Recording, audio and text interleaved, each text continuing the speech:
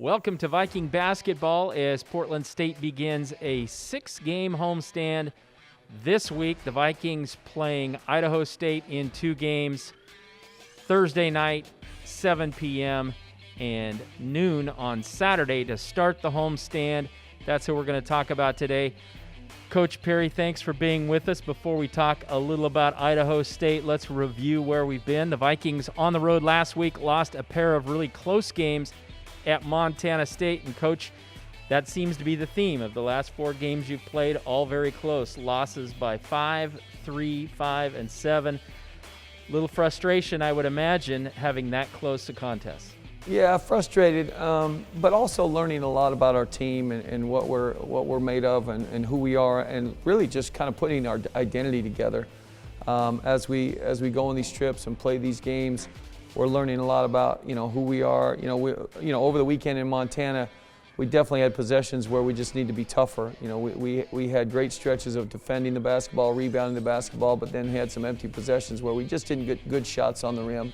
We got to be tougher offensively, but we're definitely excited to be coming home and playing Idaho State and just being home for a little bit.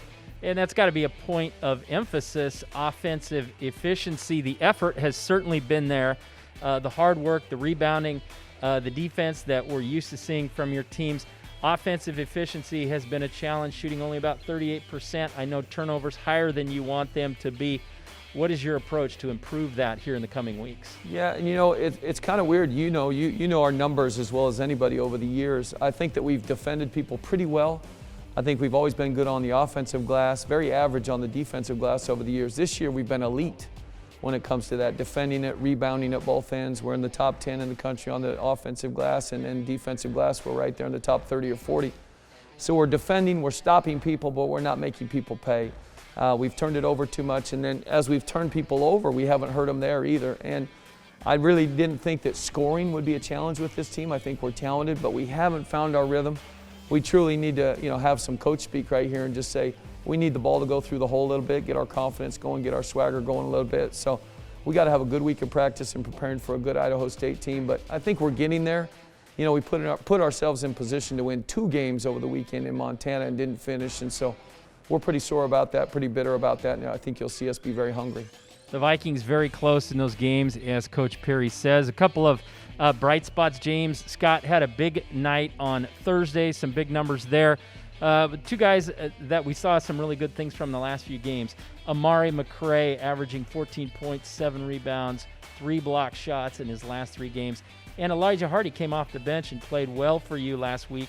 17 points in game 1, 7 points in game 2. So a couple of guys who have stepped up their game a little bit. Yeah, and just getting more comfortable. Amari's done a good job of not being in foul trouble, the last few games. And so as we keep him on the floor, we have a better chance to win. There's no doubt about it. He's a good target, and he's very efficient with the basketball. So that's been good. And then Elijah just getting more and more comfortable in his role and his position at both ends of the floor and understanding what he needs to do. We got to do a good job of getting the right people the ball. Khalid had some good moments in that game on Thursday night as well as on Saturday. And, he was one of those guys that was very, very emotional after the game about losing it. I thought our guys really spilled it 2 nights in a row. And I was heartbroken for the guys because I thought they really, really played hard. But we got to do a better job of cleaning up our turnovers and our efficiency. And I think, part of that efficiency, if you look at it, you've still only played 9 games. And in an average season, that's not even the first third of the season. You wouldn't even be to conference play yet. So I'm sure you're still trying to find the best rotations, the best groups of guys to play together, who to give the minutes to, where to spread it around. Those things seem to change a bit from game to game. Yeah, and I was reminded by Coach Sprinkle. He grabbed me after game 1 and he said, hey, don't forget, I've had my guys here since July and you had your guys since Thanksgiving. So, you said that 9 games number. Usually we're not even at Christmas with 9 games, and here we are on January, what are we at today, 18? January 18th. So, the guys are coming and we're getting there. But I think the guys know. For the first time, I felt like the guys really understood who we were all week long and what we needed to do. And they knew why we lost. We did a couple things, that we can't do with turning the ball over and having some tough shot selection. And then we had been shooting the ball very well at the free throw line, and all weekend we were really, really poor. We were in the 50-something% range, and it's just not going to work. Okay, let's take a look at Idaho State really quickly. The opponents this week, and a much improved Idaho State team. They won only 8 games last year. This year, right now, they stand at 7-6, and more important, 4-2 in the Big Sky. And the number that really stands out to me, 3-1 on the road in the Big Sky. So here's a team that definitely has some confidence playing on the road.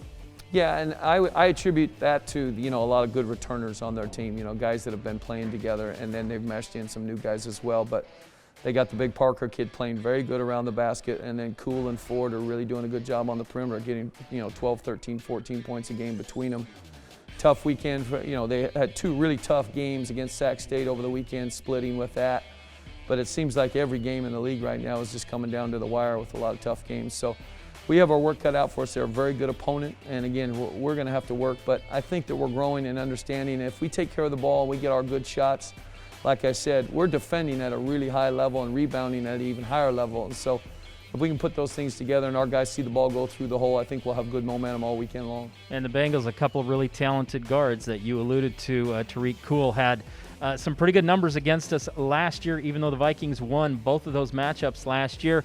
Obviously, going to have to get some stops out front, put a lot of pressure on those 2 guys, and perhaps force somebody else to find a way to beat the Vikings. Yeah, you hit the nail on the head. If we let Cool and Ford really get going and be in the upper teens or in the 20s scoring the ball, then we haven't done our job. Their pace of play is really slow compared to ours. Our possessions are a lot higher than theirs. And so we want to force tempo with our defense, and then we want to make them, get up and down with us a little bit. But they're going to go deep into the shot clock. You watch film on them, and possession after possession after possession are kind of that 5-4, 3-2-1 on the shot clock type deal. So we're going to have to be disciplined. Okay, Vikings home for the next 3 weeks. That's got to feel nice. 6 straight at home. It starts this week with Idaho State. What are going to be the keys for you preparing this team to get a couple wins this week against the Bengals? I think that we have a really hungry group, so preparing is going to be hard and it's going to be easy. I think that we have a bitter group that's going to be really excited to play, and a team that knows that they're right there. And so I think preparing is going to be good. It's going to be fun, but things that we have to do, like we talked about, we can't let Ford and Cool go off shooting the basketball and getting to where they want with the dribble. We have to do a great job on their post guy. They do a very good job getting into the glass at both ends as well. They're like us on the offensive glass, and so people have to get hit all weekend long, a block out, and finish possessions defensively, and then we need to be really efficient with the ball, which is probably our main emphasis all week long.